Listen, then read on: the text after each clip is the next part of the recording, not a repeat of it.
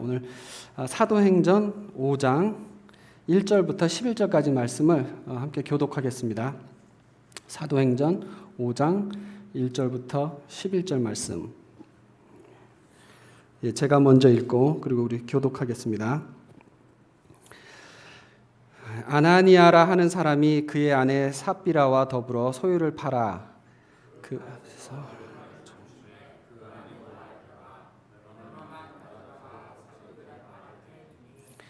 베드로가 이르되 아나니아야 어찌하여 사탄이 내 마음에 가득하여 네가 성령을 속이고 땅값 얼마를 감추었느냐.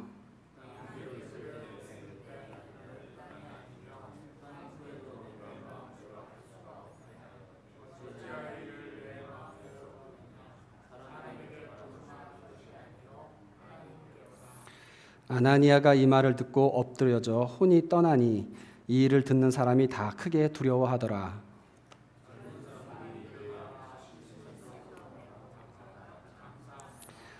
세 시간쯤 지나 그의 아내가 그 일어난 일을 알지 못하고 들어오니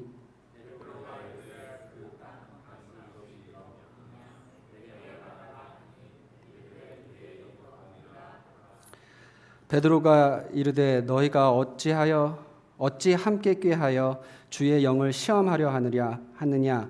보라, 내 남편을 장사하고 오는 사람들의 발이 문 앞에 이르렀으니 또 너를 메어 내가리라 하니.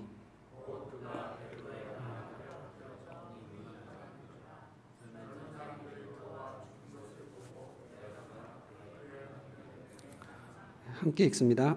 온 교회와 이 일을 듣는 사람들이 다 크게 두려워하니라. 잠깐 기도하겠습니다. 하나님 말씀을 전하는 시간이 오니 하나님께서 이 성전을 성령으로 가득 채우시고 말씀을 전하는 저와 또 듣는 이들과 하나님 함께 하셔서 하나님께서 준비하신 말씀이 선포되고 가슴에 새겨지고 또 실제로 우리 삶을 변화시키는 능력에까지 이르도록 주님 축복하여 주시옵소서. 예수님 이름으로 기도드립니다. 어저께 오후에 제가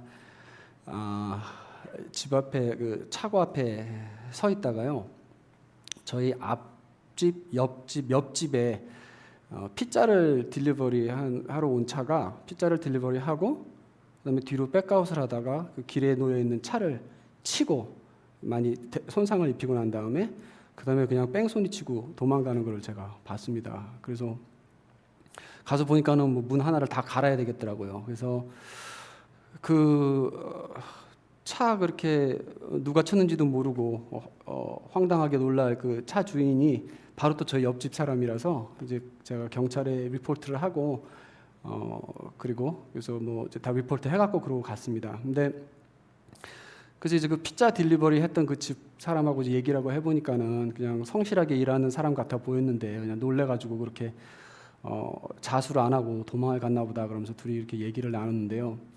이제 들어와서 인터넷 찾아보니까는 그렇게 뺑소니를 치고 가면은 뭐 크게는 3년까지 징역 생활을 해야 된다 그러더라고요. 그래서 참 피자집에서 일하면서 하다가 좀 놀래가지고 도망을 갔나 본데 그 자수를 했었으면은 그냥 보험회사에서 쉽게 처리가 될 텐데 또 그렇게 했나 싶어서.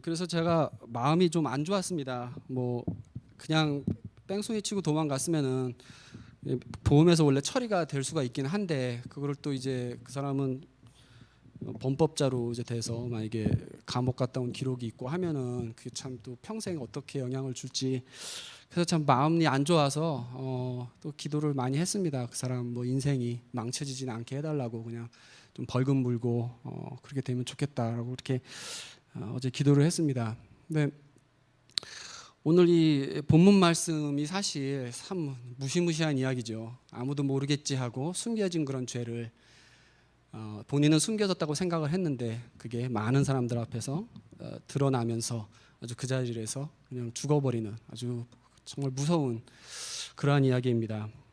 저는 솔직히 성경 전체에서 이 이야기가 가장 무서운 이야기 중에 하나라고 생각을 합니다.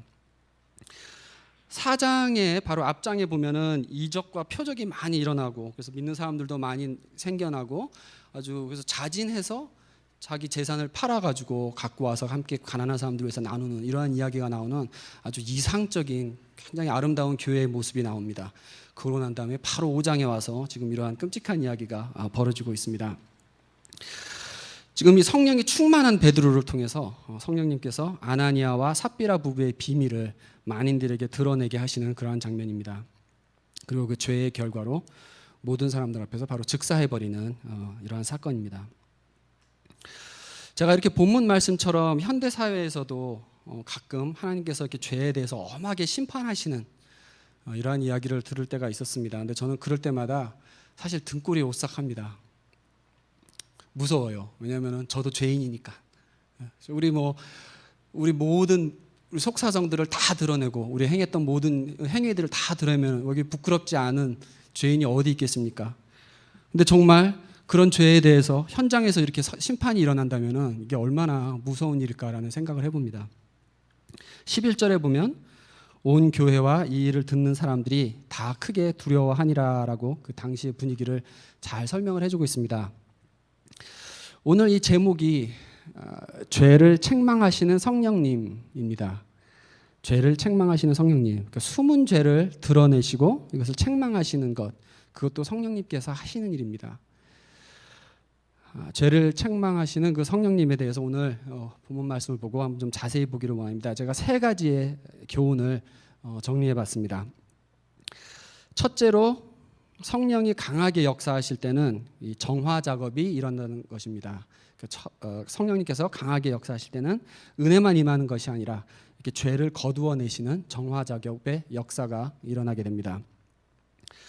우리가 성령이 강하게 역사하기를 바라기는 하지만 생각해 보면 정말 성령이 역사하는 걸 우리가 감당할 수 있을까 하는 생각을 해볼 때가 있습니다. 많은 은혜만큼이나 또 숨겨진 죄들이 드러나기 때문에 그렇습니다. 회개하지 않고는 견뎌내지 못하는 그런 상황이 벌어지게 됩니다. 왜 요즘에는 이렇게 초대교회처럼 막 이런 어마어마한 성령의 역사가 자주 일어나지 않는가라고 생각을 해보면 어쩌면 우리 중에는 아나니아 삽비라처럼 이렇게 죽을 사람들이 너무 많아서 그러지 않을까라는 생각을 해보면서 이것도 하나님의 자비시구나라는 생각을 해봤습니다.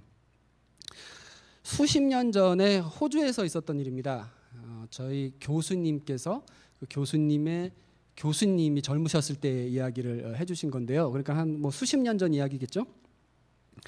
이 교수님께서 이제 젊으셨을 때 한 호주의 시골 마을의 한 교회를 이제 담임 목사로 부임을 해서 가십니다.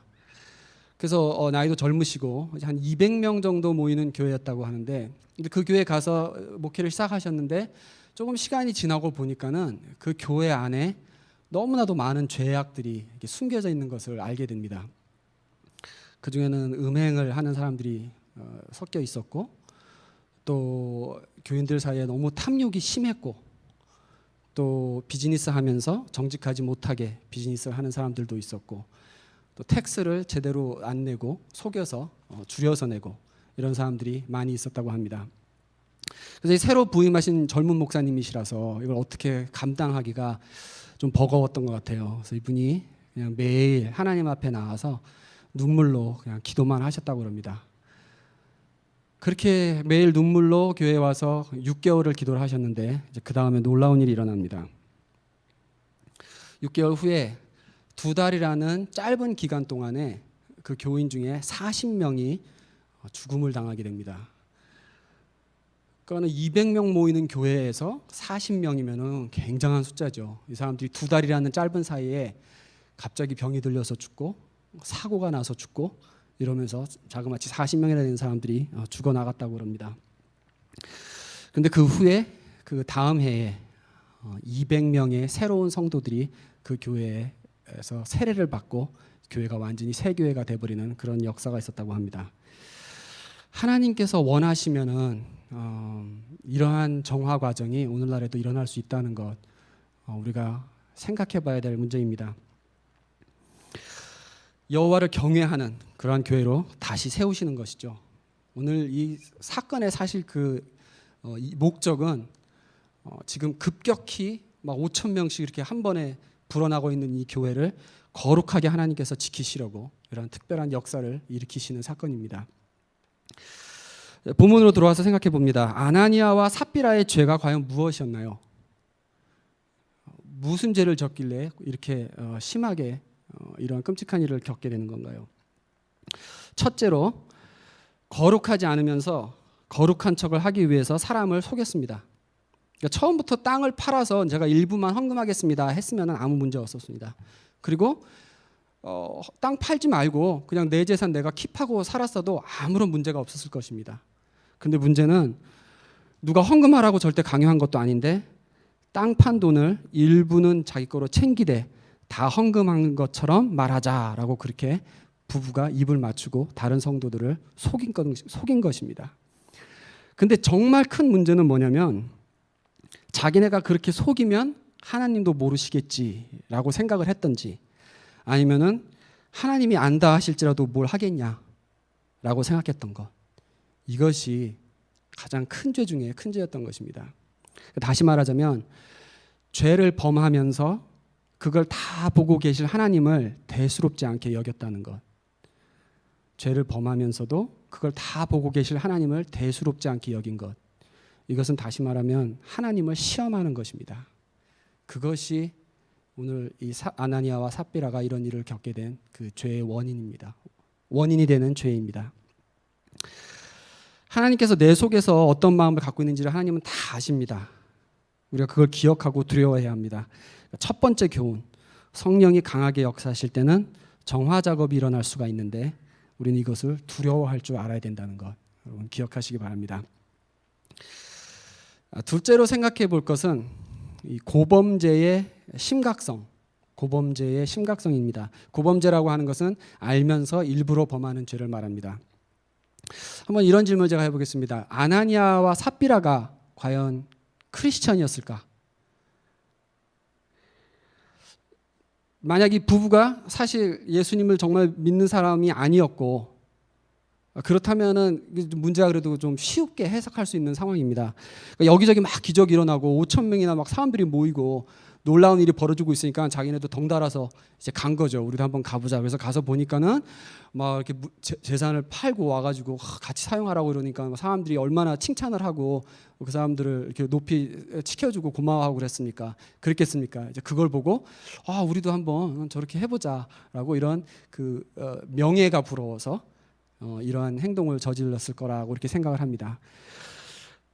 근데 이제 만약 아나니아와 삽비라가 정말 예수를 진심으로 믿었던 사람이라면 그럼 이게 지금 이제 문제가 복잡해지는 것이죠.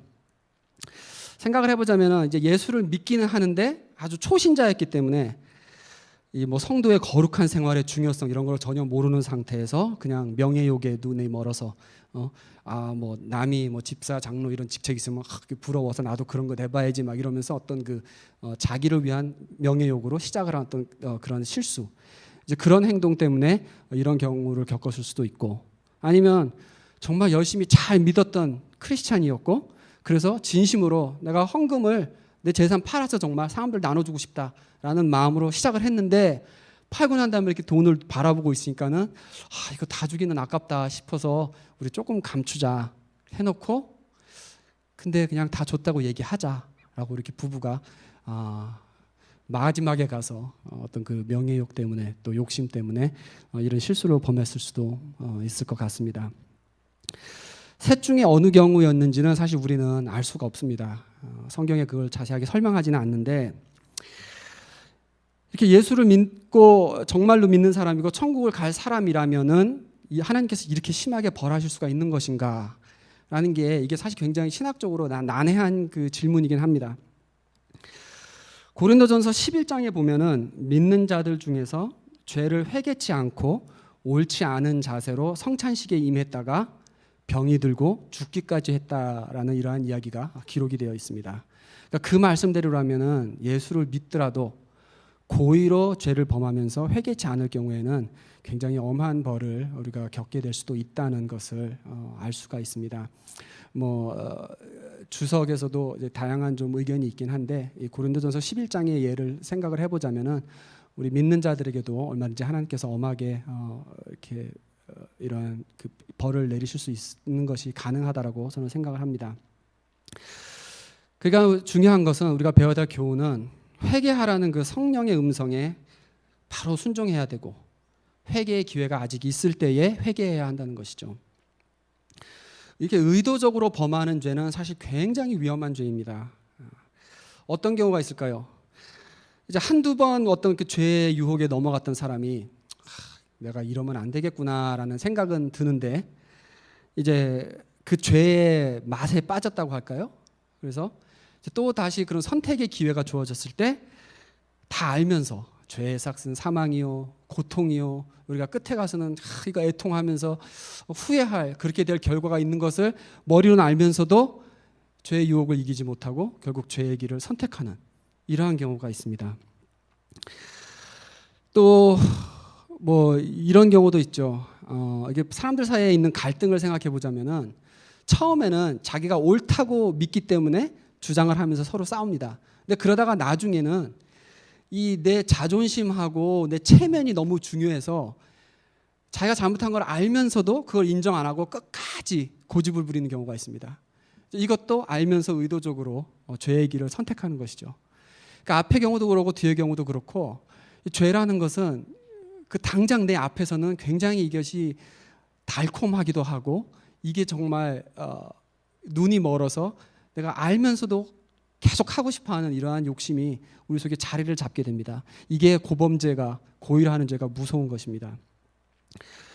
시편에 보면은 이 다윗이 이런 기록을 합니다. 고의로 죄를 범할 때 그 죄가 자신을 주장하게 될까봐 염려하는 이러한 내용이 나옵니다. 시편 19편 13절에 또 주의 종으로 고범죄를 짓지 말게 하사 그 죄가 나를 주장하지 못하게 하소서라고 기도를 합니다.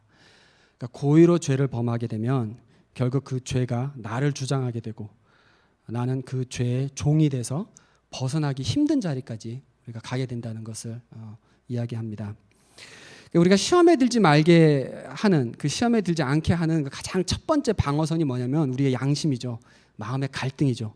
근데 그걸 알면서도 우리가 죄의 길을 선택할 때는 다시 말하면 하나님께서 이 성령의 감동을 통해서 우리를 돌이키시려고 그 은혜의 손길을 뻗치시는 중인데 그거를 스스로 거부하는 것입니다. 그러니까 회개하고 돌이킬 기회를 스스로 끊어내는 것이죠. 이렇게 위험한 것이 없는 것입니다. 고범죄라는 것은 굉장히 위험합니다. 정신 차리고 우리가 빨리 회개하고 돌아서야 합니다. 고범죄를 저질렀을 때에도 우리가 깨닫는 순간에 빨리 회개하면은 하나님께서 물론 또 다 용서해 주십니다. 요한일서 1장 9절 말씀. 만일 우리가 우리 죄를 자백하면 저는 미쁘고 의로우사 우리 죄를 사하시며 모든 불의에서 우리를 깨끗게 하실 것이요. 그러니까 알고 지은 죄든 모르고 지은 죄든 자백하고 회개하면 또 하나님께서 바로 용서해 주신다는 약속이 있다는 것을 또 꼭 기억하시기 바랍니다. 아나니아와 삽비라는 둘이서 미리 계획을 해서 입을 맞추고 일을 저질렀기 때문에 고범죄였던 것이 분명하고 또 회개할 마음도 없었던 것 같습니다. 뭐 들켰을 때라도 막 빨리 회개를 했으면 어떻게 결과가 달라질지 않았을까라는 생각을 해보긴 하지만은 글쎄요, 이렇게 미리 다 계획을 하고 입을 맞춘 상황에서 들킨 다음에 회개를 한다는 것이 얼마나 그 진심 어린 회개가 될 수 있을지도 의문이 가고 적어도 삽비라의 경우에는 회개의 기회가 있었습니다. 8절에 베드로가 삽비라한테 그 땅 판값이 이것뿐이냐 내게 말하라 라고 했을 때 삽비라가 예 이것뿐입니다 라고 여전히 거짓말로 대답을 합니다. 아나니아와 삽비라가 크리스찬이었을까라는 질문의 답은 우리는 정확히는 알 수 없지만은 크리스찬이었어도 가능한 사건이었고 크리스찬이 아니었어도 가능했던 사건입니다.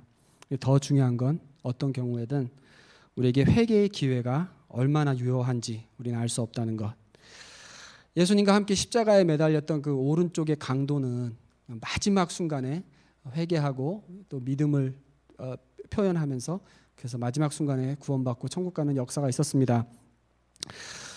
근데 그렇게 죽기 전에 우리가 우리 죄를 회개할 기회가 과연 있을지 아니면 갑자기 오늘 당장 무슨 사고로 의식을 잃고 그리고 세상을 떠나게 될지 우리는 알 수 없는 것입니다.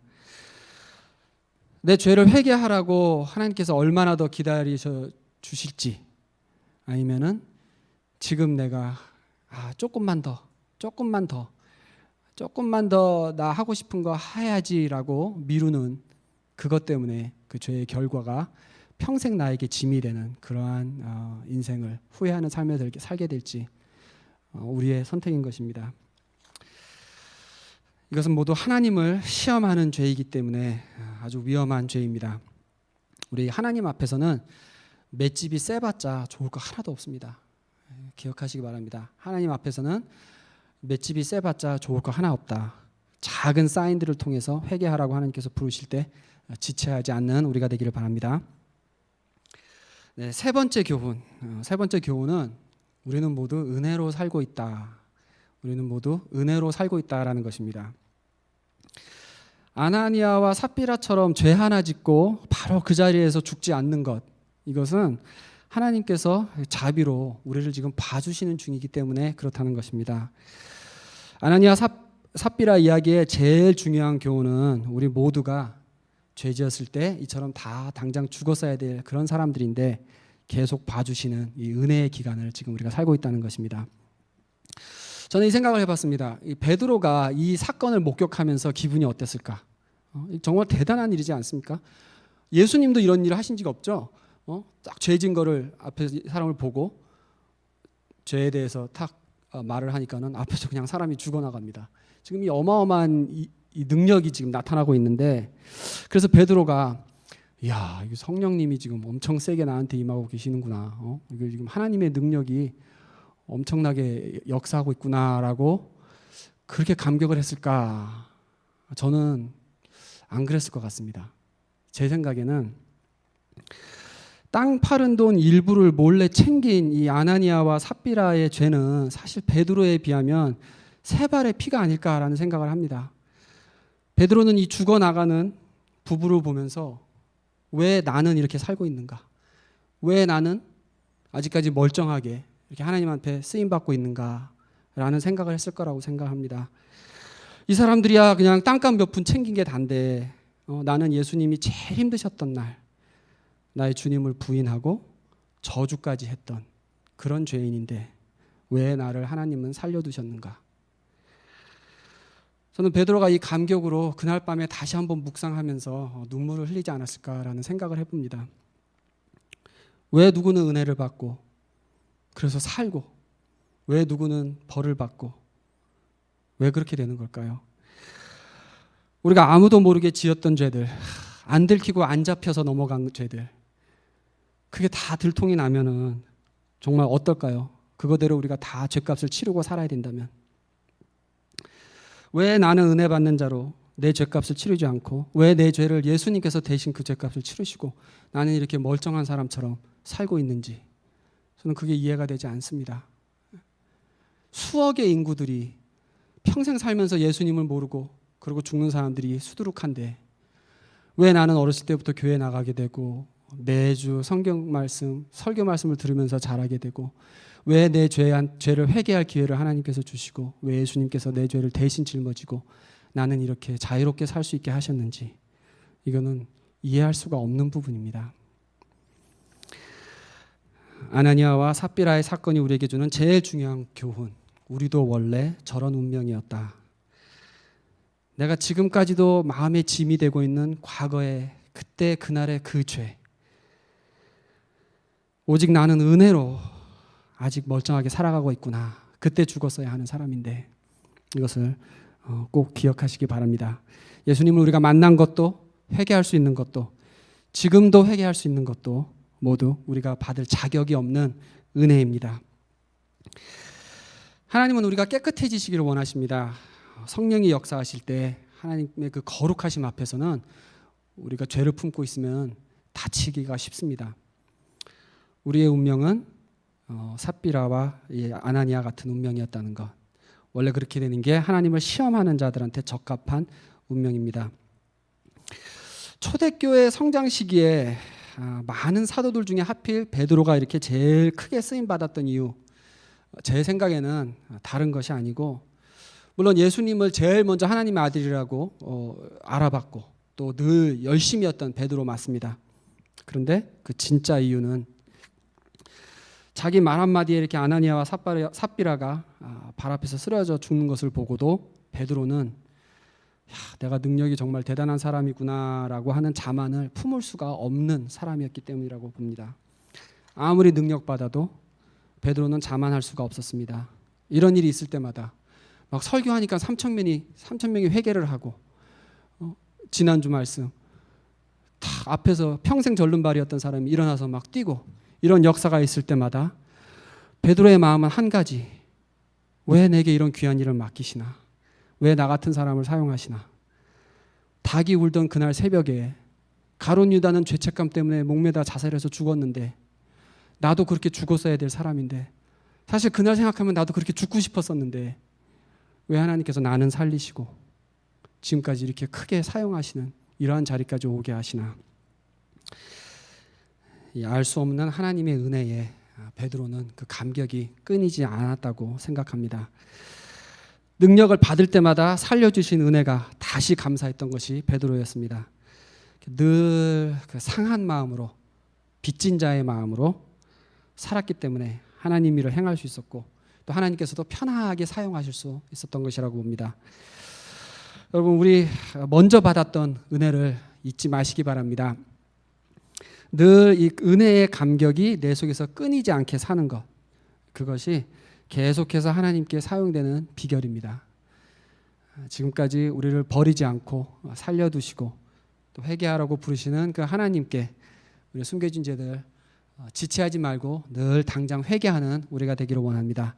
그리고 은혜를 잊지 말고 정말 상한 자의 마음으로, 빚진 자의 마음으로 더 그런 마음으로 사시는 것, 이것이 하나님께서 계속 사용하실 수 있는 가장 중요한 비결이라는 거 우리 함께 기억하시기 바랍니다. 기도하겠습니다.